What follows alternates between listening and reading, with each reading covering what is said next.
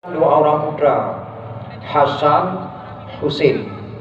Dari Zainal Husain melahirkan seorang putra Zainal Abidin. Dari Zainal Abidin melahirkan seorang putra Jamadil Kubra. Dari Jamadil Kubra melahirkan seorang putra Maulana Kabiran. Dari Maulana Kabiran melahirkan seorang putra Maulana Ishaq yang tinggal di Beijing. Maulana Ishaq yang tinggal di Beijing bukan benar. Yang ia Cina, Ubina Cina di Beijing Maulana Ishaq. Maulana Ishaq menikah dengan putri Sunan Giri, melahirkan dua orang putra. Yang satu Raden Rahman tinggal Jakarta, yang satu lagi Malik Ibrahim yang kena wajah, yang kuburan di Mogor Raya Melabu. Isteri Pak Kampung Tuku Majuhan Pahlawan malam meresah lu dua dawasan duk lu dua langkah bak kuburan beliau Malik Ibrahim di Mogor Raya Melabu. Sabuh toto hubungan Tuku Majuhan Pahlawan. Yang datang Ali bin Abi Thalib dan yang 70 pernah orang Acehnya dengan Ali bin Abi Thalib. Maka ada juga memperingati Maulid di kampung Mogor Raya jalan gumpang tutup sampai duk Melabu.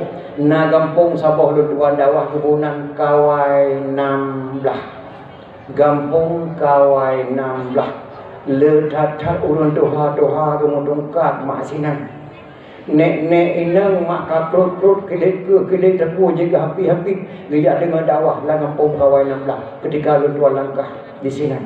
Lum tayang bak urun dohanya mak Abu Syekh pakai kebunan kampungnya Kawai 16. 16 orang tengku yang halut awat dia datang orang yang tukang kawal Tuku Majuhan Pahlawan.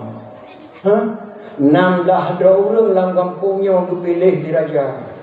Halut awat dia datang orang yang jaga Tuku Majuhan Pahlawan kebunan Kawai 16 yang banyak dia Aceh. Setiap kampung, setiap kampung tangga anda sepele. Walaupun lahir siang lewat di Jeddah nama kampung, wajib untuk hanjir dan terima mak dan dah ubah nama kampung.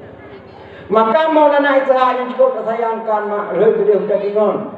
Pengaruh bahasa di Aceh beda-beda. Maka ada sejarah di Aceh.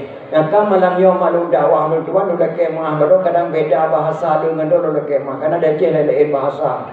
Aceh Timur lain bahasa, Aceh Utara lain bahasa, Aceh Selatan lain bahasa. Ban-bantu yang kali lutuan dakwah Aceh Barat Melabuh mah. Di Melabuh nak sabah kampung cukup pandang takun bohpi, nyedekun bohpi bungai hurinang. Alai putra bau hurinang bohpi loh nang fungsi putra cakui sinan bohpo. Bohpo bahasa Aceh Barat, bohpi bahasa Aceh Utara. Dah berjauh sejak ke dia udah kenal gaya guna Maria. Gede yang lalu gaya solo ke kok ini win mane ama